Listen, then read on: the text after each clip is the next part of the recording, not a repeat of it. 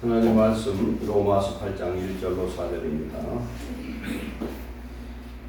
로마서 8장 1절로 4절 248페이지입니다. 신약성경.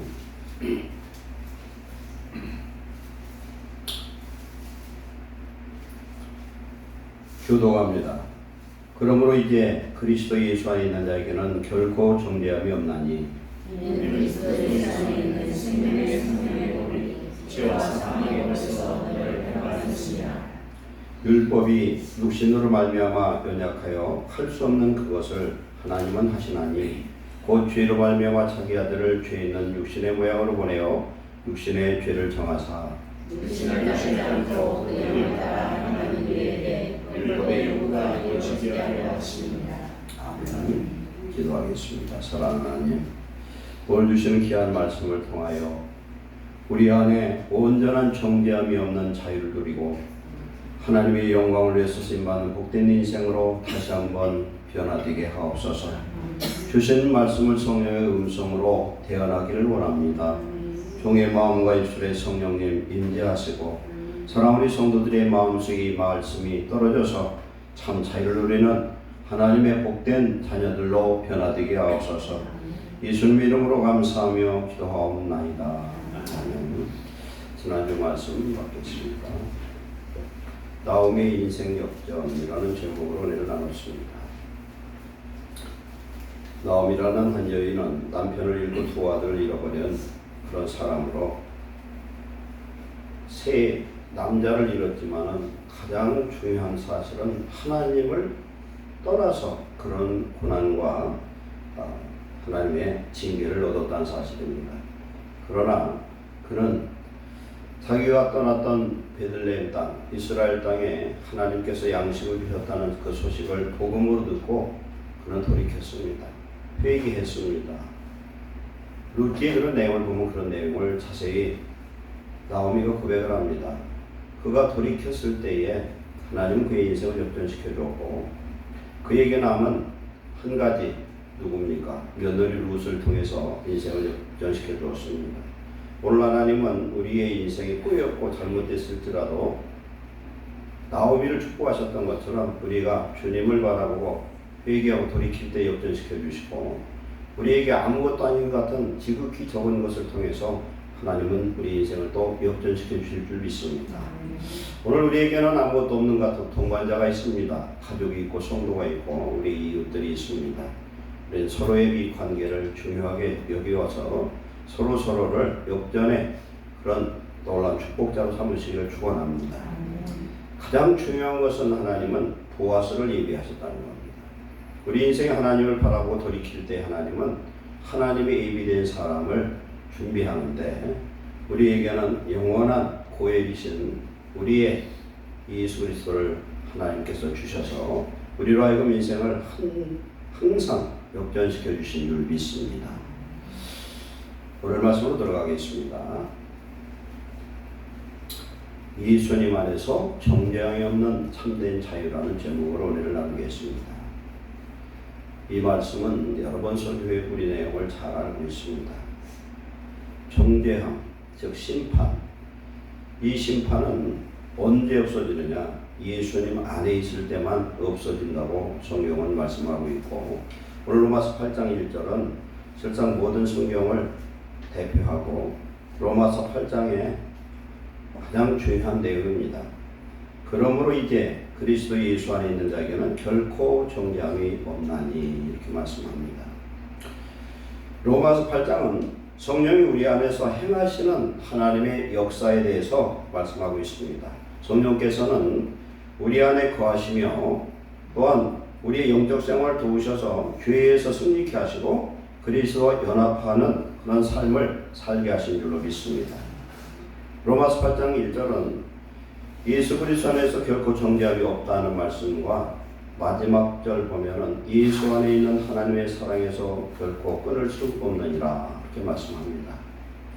오늘 이 말씀 속에서 우리는 다시 한번 성령의 음성을 듣고 하나님 은혜를 받는 귀한 시간 되시기를 축원합니다.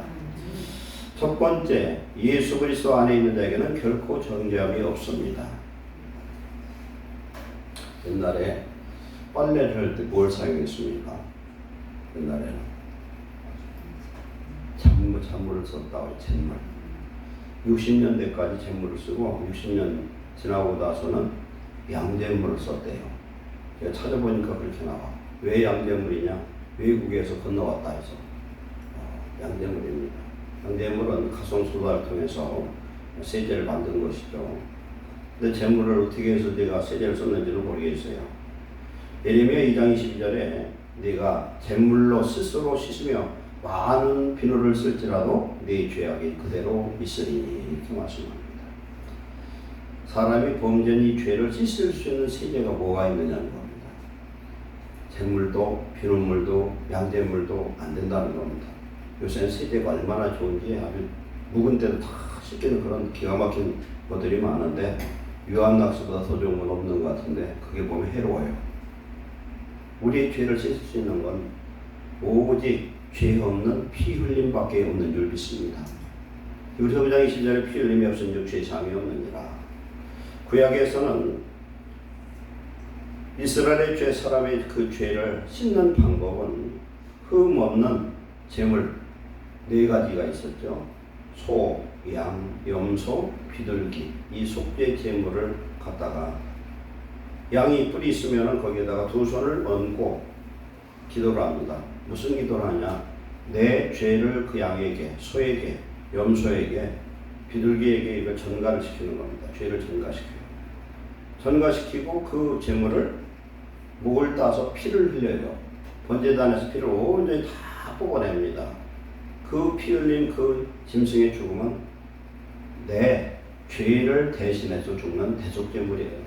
그것이 속죄 제물이었습니다.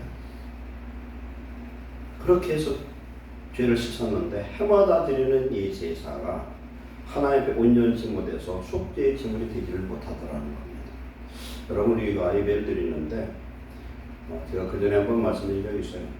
오늘 우리가 예배드린 예배가 이제는 내 인생에서 이렇게 공교회에서 모든 성도들이 모이는 예배로는 마지막 예배라고 우리가 생각한다면 그 예배는 아마 감격스러운 예배가 될 줄 믿습니다. 감격일 거예요. 우리는 주일이 돼서 예배를 드려도 그 감격이 없어. 옛날 저 처음 예수를 믿을 때는 내 어떤 주일날 예배나 예배 시간이 그렇게 기다려졌어요. 근데 목사가 됐는데 또 그런 부분이 부족해 지금. 하나님 예배를 굉장히 사모하고 그런 은혜를 그렇게 사모하면요 하나님 성령이 얼마나 역사하는지 말도 못해요.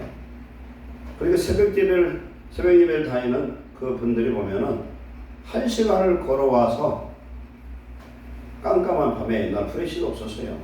그 깜깜한 밤에 미끄러지고 눈 오고 그러면요 몇 번 미끄러져야 됩니다. 눈 뚫어 맞들어 오다 보면 그래도 새벽 예배를 안 빼먹고 오는 분들이 있어요.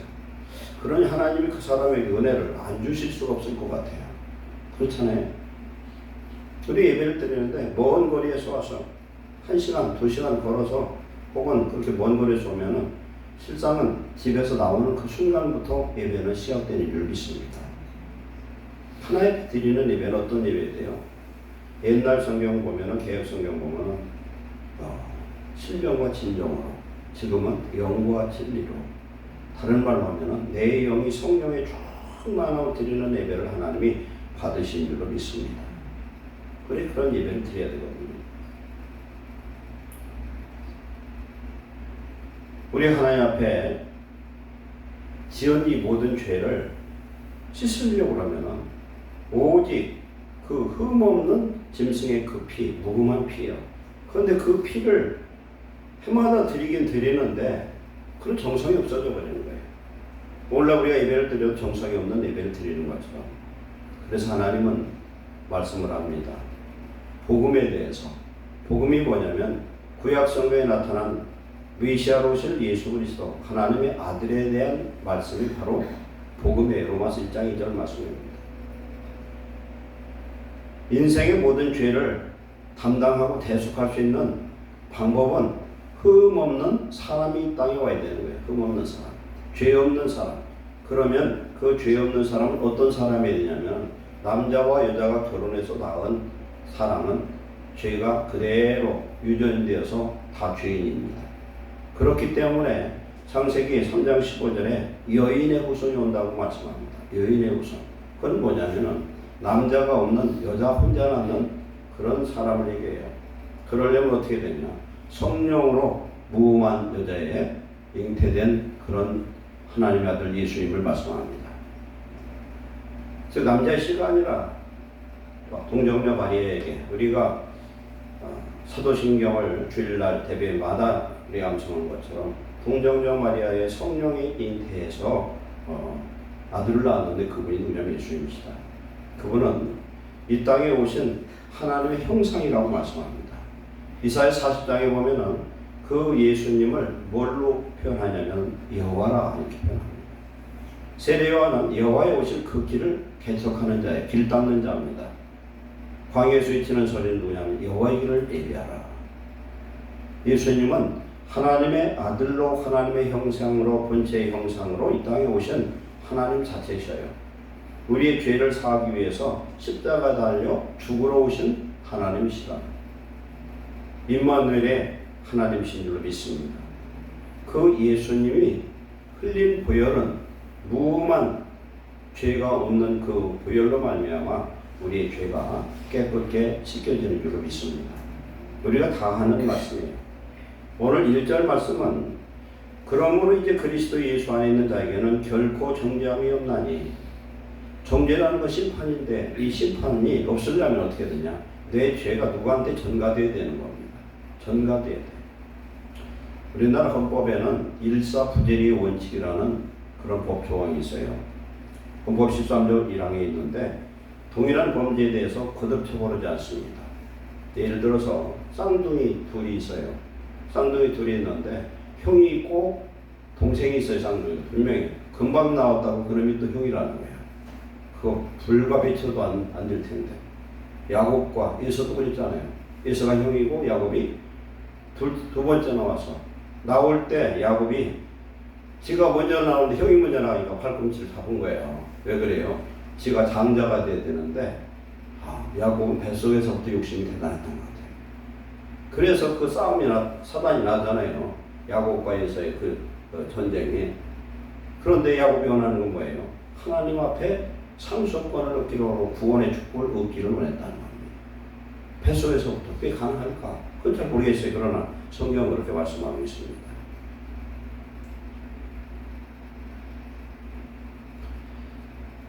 우리가 하나님 안에서 이제 예수 그리스도가 십자가에서 달려 죽으셨는데 이 보혈로 말미암아 우리의 죄를 씻어 주셨는데 오늘 1절에 좀 생략된 부분이 있어요. 그러므로 이제 그리스도 예수 안에 있는 자에게는 결코 정죄함이 없나니. 킹제임스 성경역에는 이 말씀이 부연 설명으로 붙어 있습니다. 그들은 육신을 따라 걷지 않냐고 성령을 따라 걷느니라. 우리가 예수님의 십자가 보혈 죄사함을 얻었습니다. 분명히 죄사함을 얻으면 하나님이 어떤 축복을 주시냐? 죄를 예수님이 내 죄악을 다 대속했다. 내 죄를 전부 다 뒤집어 쓰고 죽으셨다는 것을 인정하는 겁니다. 그것이 바로 칭의예요. 의롭다 칭함을 받는 것입니다. 그런데 내가 죄사함 받고 하나님의 자녀로 이제 성령을 받았어요. 오늘 말씀이 그 내용이거든요. 속죄함을 받고 주님의 보혈로 씻겨진 영혼 속에만 거룩한 성령이 임재라는 겁니다. 이 성령이 임재함으로 말미암아 우리는 성령을 따라 살아가야만 구원이 완성될 수 있어요. 그러면 예수 그리스도 안에 있다는 건 뭘 의미하냐면은 우리가 예수 그리스도를 믿어서 그 죄 사함을 얻고 성령을 우리가 받으면 성령을 따라 살아야 된다는 겁니다. 우리는 죄를 오늘 용서받아서도 교회 문을 나가면서부터 또 죄를 짓기 시작할 수 있어요. 집에 가면 더 큰 죄를 질 수가 있어.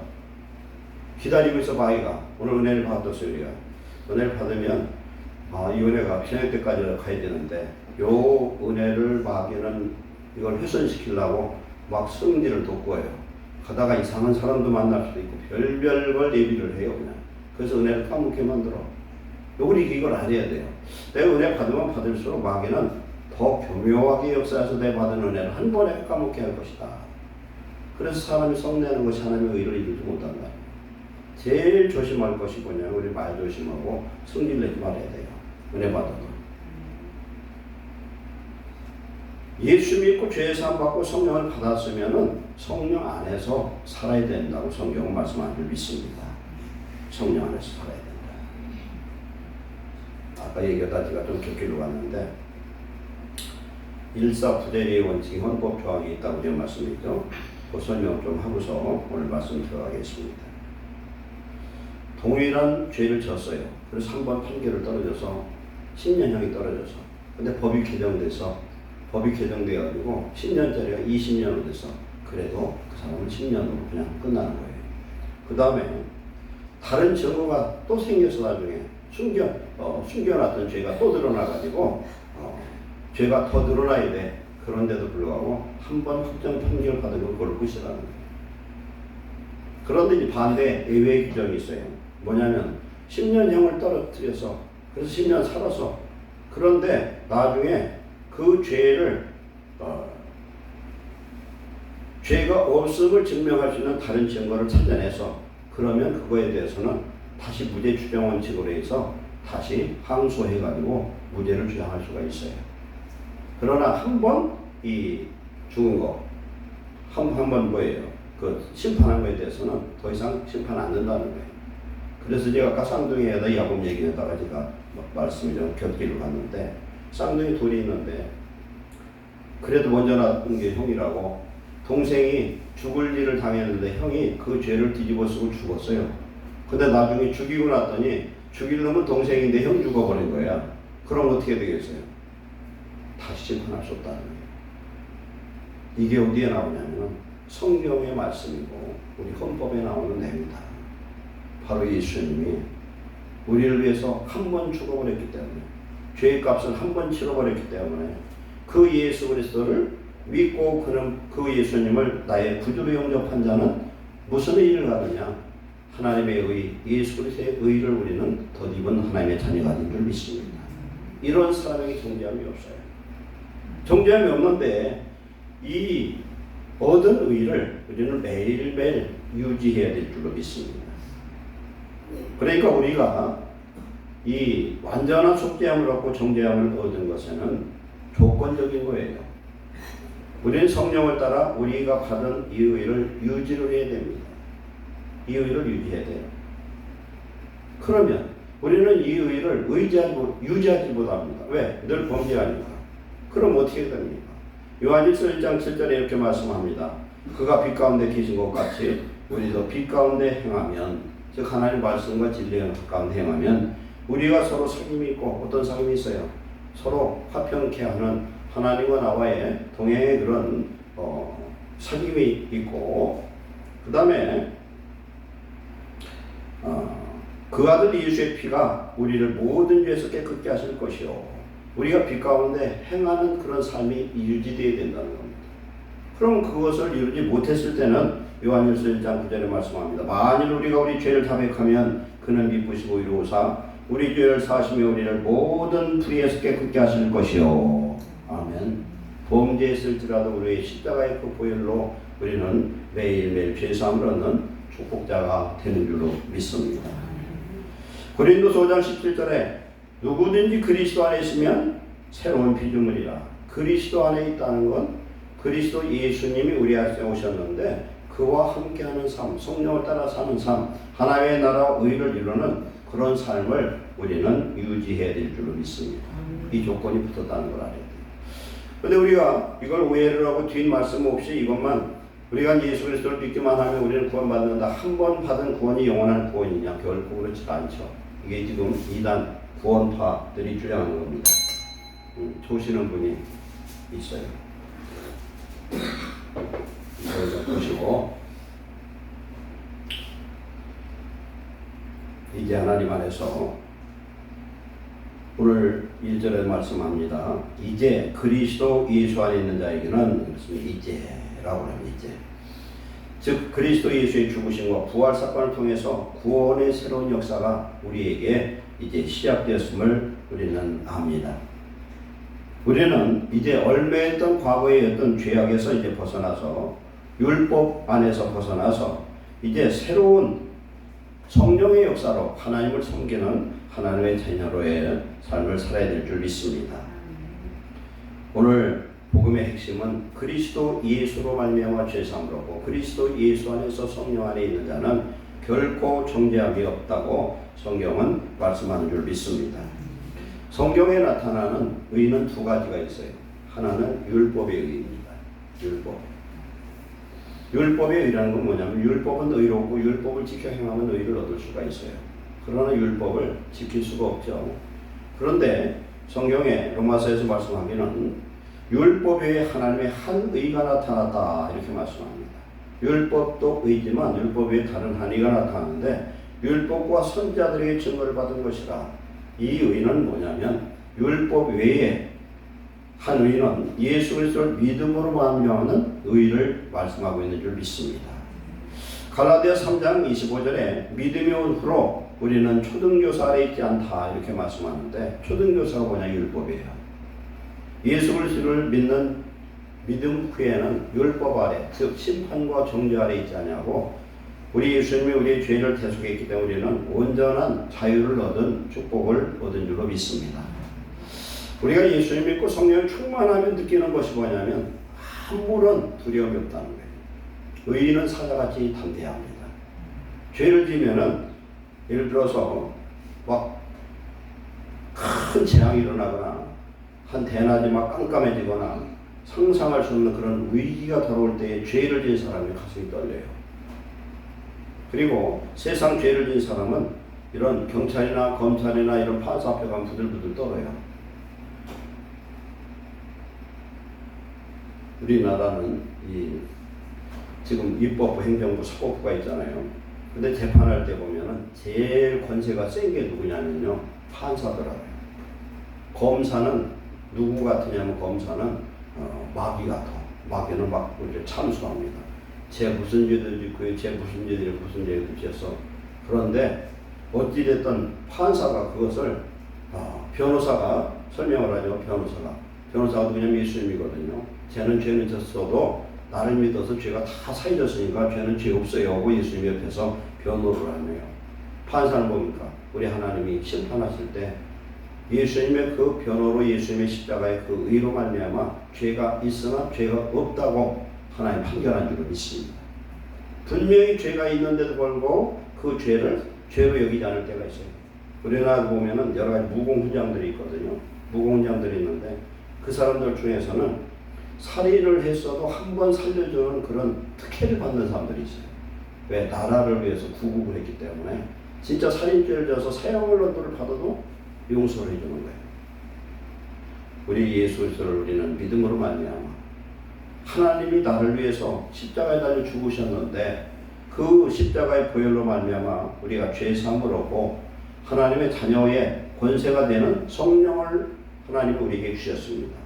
이 성령을 따라서 사는 하나님의 자녀들에게는 결코 정죄함 없는 하나님의 축복을 우리에게 주신 줄로 믿습니다. 그렇기 때문에 고린도서 5장 21절에 하나님이 죄를 알지도 못하신 자로 우리를 대신해서 죄로 삼으신 것은 죄인 삼으신 것은 우리로 하여금 저희 안에서 하나님의 의가 되게 하려 하심이라 그랬습니다. 예수님은 죄를 알지도 못하고 죄를 심판하신 하나님이신데 그 하나님이 육신의 몸을 입고 이 땅에 모셔서 우리의 인류의 모든 죄를 다 대속하는 속죄 제물이 되어 있어요. 그렇기 때문에 그 예수님이 도에서 성령으로 저와 여러분 속에 이미 오셨어요. 오셨으면은 우리는 이제는 어떤 상황이 됐느냐면은 하나님의 생명이 우리 속에 오셨어요. 이 생명 안에 거하는 자는 하나님의 놀라운 구원의 역사를 이미 우리는 얻은 줄로 믿습니다. 로마 4장 25절에 예수님은 우리가 범죄한 것 때문에 내줌이 되고 죽으시고 또한 우리를 의롭다 하시기 위해서 살아나셨느니라. 예수님은 우리 십자가에서 달려 죽으셨는데 그분이 죽음으로 끝나면 우리가 갖고 있는 죄가 사해진 그런 근거가 없어요. 예수님이 죽으시고 부활하셔야만 우리를 거듭나게 하는 중생의 축복을 우리가 얻게 된 줄로 믿습니다. 세례 요한이 이야기합니다. 요한복음 1장 29절에 요한이 예수께서 자기의 나오심을 보고 이르되 보라 세상 죄를 지고 가는 하나님의 어린 양이로다 이렇게 말씀합니다. 세례요한 세례를 받을 때 세례요한이 에게 예수님이 어느 날 찾아왔습니다. 마태복음 3장 15절에 보면은 찾아와서 예수님이 세례요한 보고 세례를 달라고 해요. 그러면 세례요한이 볼 때 예수님은 하나님의 아들이 메시아라는 사실을 아는데 메시아가 자기한테 세례를 받으려고 그래요. 이것은 말도 안 되는 얘기잖아요. 자기가 세례를 받아야 되는데 어떻게 그럴 수가 있는가.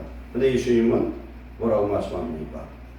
이렇게 우리가 함으로 말미암아 하나님의 의를 이루는 것이 마땅하다 이렇게 말씀합니다.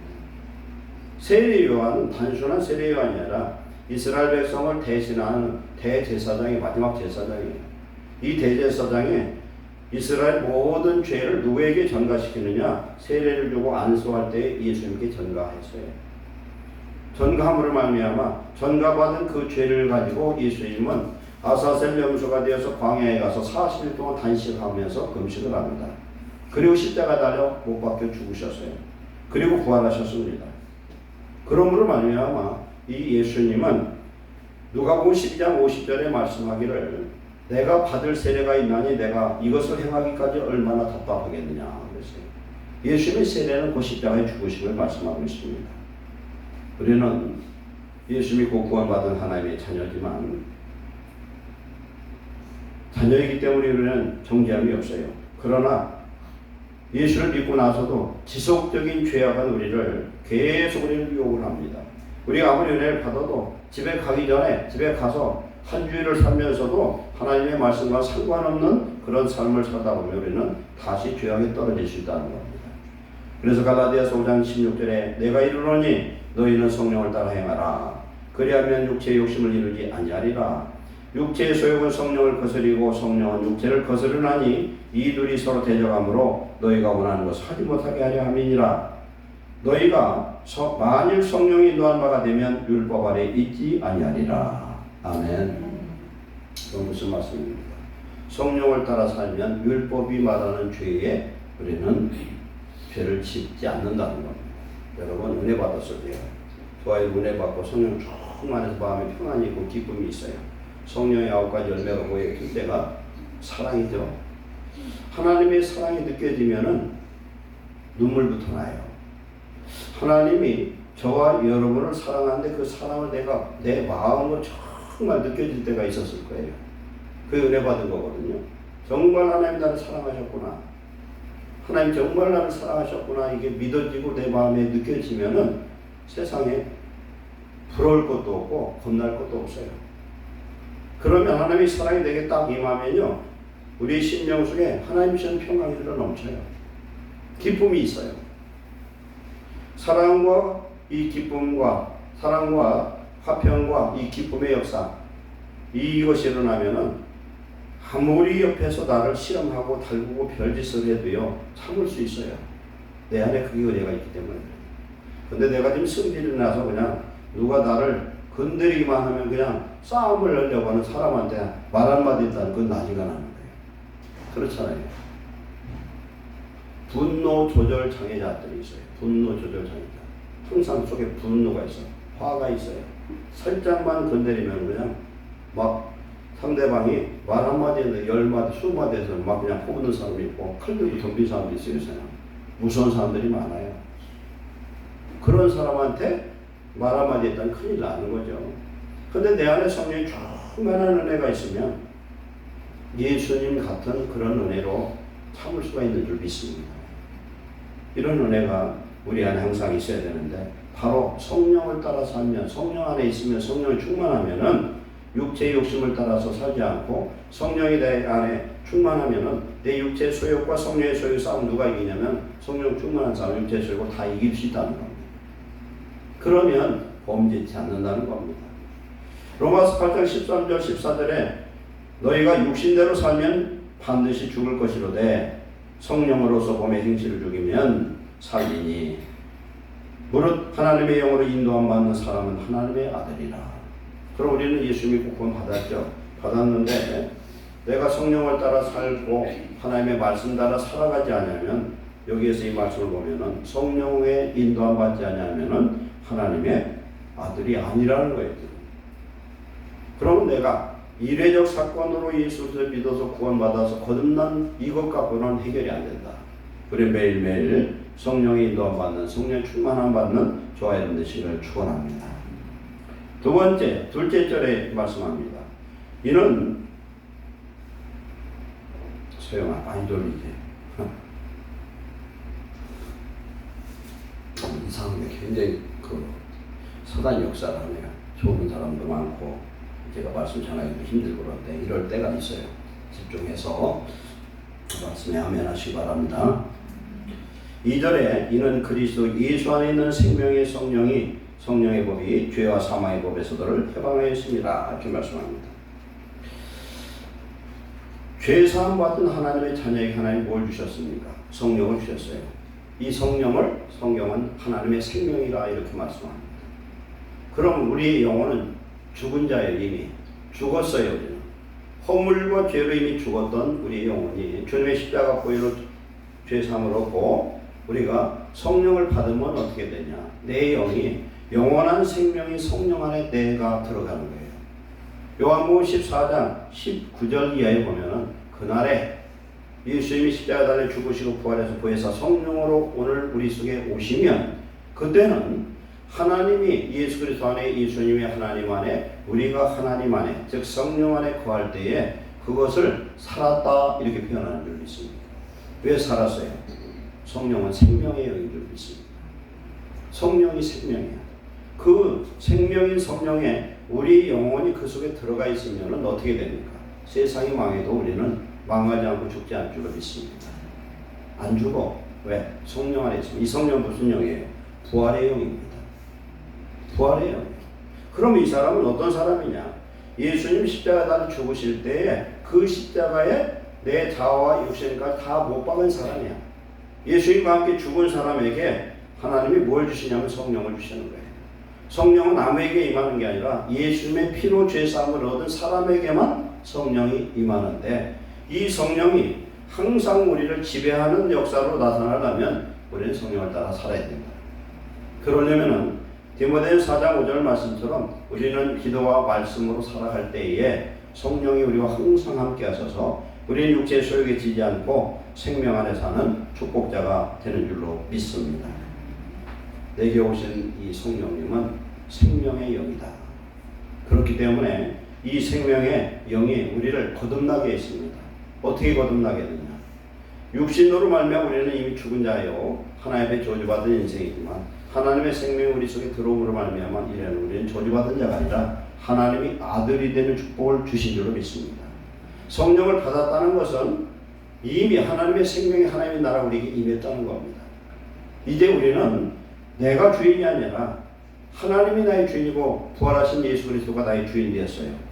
그렇기 때문에 우리는 그리스도 예수님 안에서 즉 성령 안에서 새로운 피조물 하나님의 자녀 하나님의 축복자가 된 줄 믿으시기 바랍니다. 우리는 이제 생명의 이 성령이 오셨는데 요한복음 8장 10절에 나는 세상의 빛이니 그랬습니다. 나를 따르는 자는 어둠에 거하지 아니하고 하나님의 생명빛을 얻으리라 그랬어요. 예수 그리스도가 성령으로 내 속에 오시면 우리는 이제 사망의 법에서 벗어나고 어둠에서 벗어나고 하나님 나라가 내게 이루어졌고 내 안에 하나님의 거룩한 자로 하나님 천국 갈 수 있는 축복자인 것을 믿으시기 바랍니다. 우리가 중국에서 그런 일을 많이 봅니다. 중국에서 보는 탈북자들이요. 탈북을 합니다. 압록강을 큰 까만 밤에 그냥 거기를 건너서 그 중국을 거쳐가지고 태국으로 라오스로 뭐 여러 가지 방법이 있는데 이들이 사는 방법이 있는데 북경이나 이런 한국 대사관에 들어가면은 일단 살아요. 사망의 권세에서 벗어나서 북한 사망의 권세 거기서 벗어나서 어디로 가야 돼요? 대한민국으로 들어가야 돼요. 미국 영사관 들어가든지 대사관 들어가면 삽니다. 그것처럼 우리가 하나님의 생명의 성령 안에 우리가 들어갈 때에 우리는 하나님의 놀라운 생명 속에서 자유를 누리는 축복을 누리게 될 줄로 믿습니다. 성령이 내게 오시면은 하나님과 연합하도록 우리를 축복하세요. 연합하도록 하나 되도록. 아브라함이 가나안에서 어디서 거했냐면은 헤브론에서 거했습니다. 헤브론. 헤브론 뜻이 뭐냐면 연합 친밀해요. 헤브론에 거할 때에 아브라함은 선지자로서 살았고 하나님이 세운 지도자로 살았고 그곳에서 하나님이 함께하는 그런 연합, 즉 하나님과 대화할 수 있는 영적인 그런 상태였어요. 그것처럼 오늘 성령 안에서 하나님과 연합한 귀한 삶을 사는 저와 여러분 되시기를 축원합니다. 세 번째, 오늘 3절의 말씀인데요. 율법이 육신으로 말미암아 연약하여 할 수 없는 그것을 하나님은 하시나니 곧 죄로 말미암아 자기 아들을 죄 있는 육신의 모양을 보내어 육신의 죄를 정하사. 우리가 로마서 이 말씀을 읽어보면요, 국어를 아주 잘하는 사람도 이게 뭔 뜻인지 이해할 수가 없어. 단어는 어려운 단어가 없는데 무슨 소리인지 몰라요. 이게 무슨 뜻이냐면은 율법은 의를 이룰 수 없다는 거 첫째. 두 번째, 사람은 연약해서 율법의 그 의를 이룰 수가 없다는 거. 두 가지가 이게 병합된 거예요. 율법이 할 수 없는 그것, 사람이 연약하기 때문에 율법을 지켜 행해서 의를 이룰 수 없는 그것을 우리 하나님이 하셨다. 그건 뭐냐면 아까 말씀했던 대로 일사부재리 원칙으로 우리 죄를 위해서 예수님이 십자가에 달려 죽으셨다는 거예요. 우리는 우리의 의를 이룰 수도 없고 율법도 이룰 수도 없고 누구도 이룰 수 없고 우리의 죄를 씻을 길이 없지만 혈과 육을 가진 예수님이 이 땅에 오셔서 우리의 죄를 대속했었다. 요한복음 19장 30절에 예수님이 말씀합니다. 내가 다 이루었다. 다 이루었다는 뜻이 뭡니까? 죄값을 청산했다는 뜻입니다. 죄값을 청산했다. 하나님의 아들로 메시아가 뭡니까? 구세주예요. 우리의 모든 죄를 십자가에서 예수님이 그 죄를 다 전가받아서 하나님의 저주를 받고 거기서 나무에 매달려 죽으셨어요. 그 십자가는 영적으로 보면은 하나님의 사랑이 완성된 것이고 하나님의 의가 완성된 승리의 장소인 줄 믿습니다.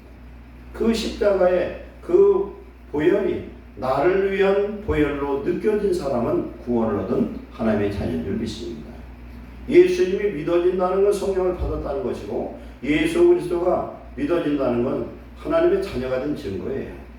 내가 예수 그리스도 나의 구주라고 입으로 마음으로 믿어 이르고 입으로 신해서 시인한 사람은 이미 하나님의 구원의 백성인 줄 믿습니다.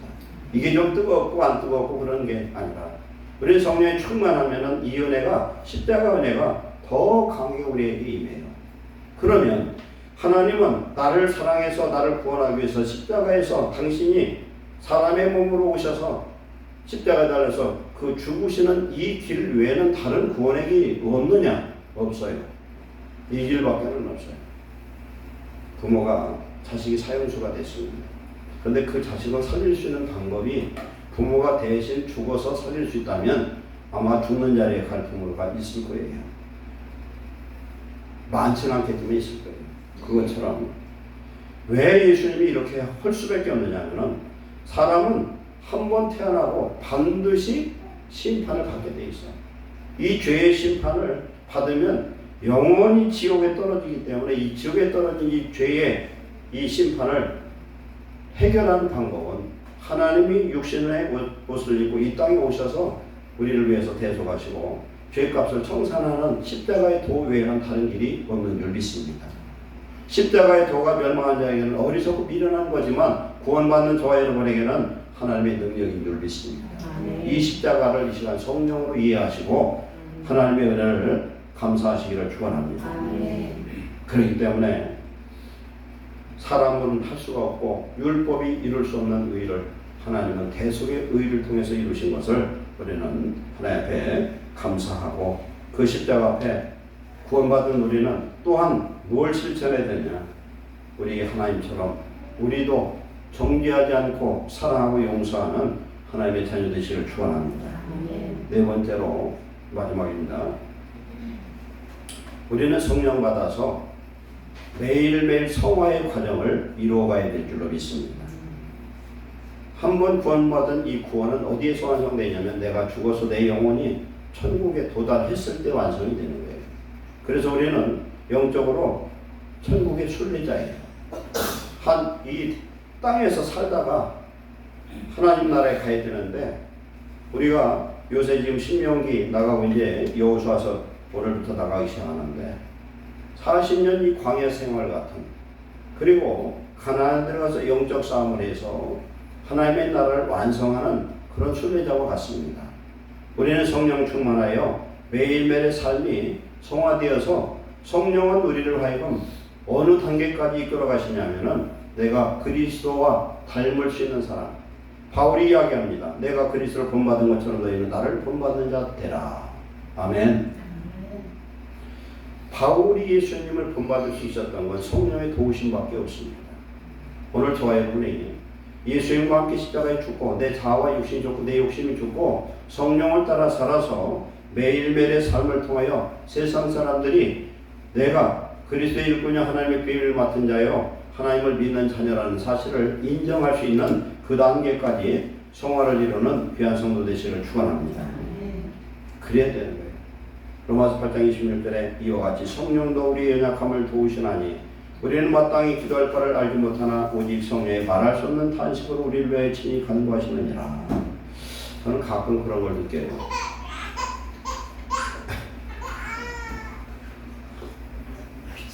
할머니가 잘해.